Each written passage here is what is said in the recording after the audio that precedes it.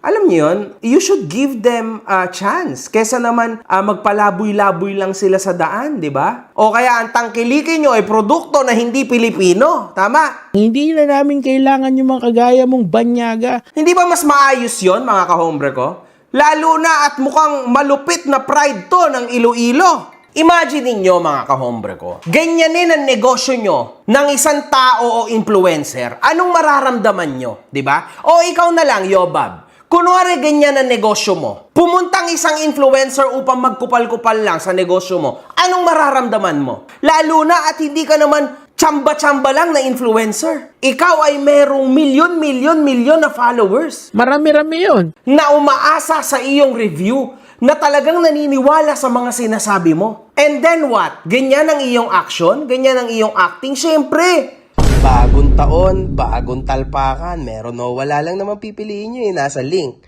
Down below, nakapin. Try mo meron o wala lang naman pipiliin mo. Let's go. Nakakabahala yan mga kahombre ko, tama? Mali yan, Yulin. Dapat marunong kang magbalanse. Ibabalanse mo yung tama sa mali. At dapat matuto kang iparamdam sa mga negosyante na meron ka namang respeto sa produkto nila.